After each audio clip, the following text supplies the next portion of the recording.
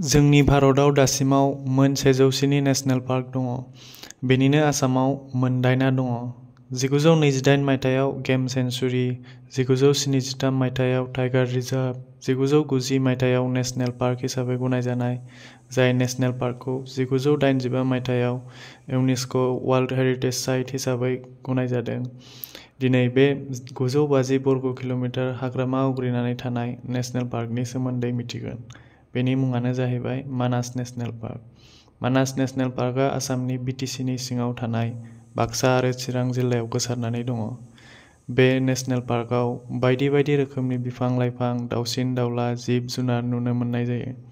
बेफोरनिनो बयनिख्रुइबो नायथावनासिन जिब-जिबिया जाबाय रयेल बेंगल टाइगार, बेंगलनि मोसा, एसियान एलिफेन्ट, एसियानि मैदेर, इन्डियान राइन'सेरास, भारतनि गान्दा, वाइल्ड वाटार बाफेल', हाग्रायारि दै मैसो, पिग्मी हक, हाग्रानि अमा, क्लाउडेड लेपार्ड, लख्रा, गल्डेन लांगुर, सनालि मोख्रा बायदि बायदि। आरो दाउफोरा जाहैबाय ग्रेट हर्नबिल, बेंगल फ्लरिकान बायदि बायदि।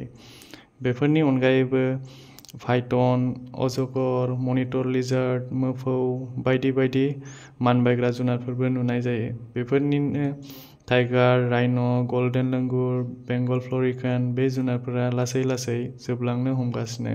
बेनिखायनो संरैखा खालामनाया जोबोर गोनां।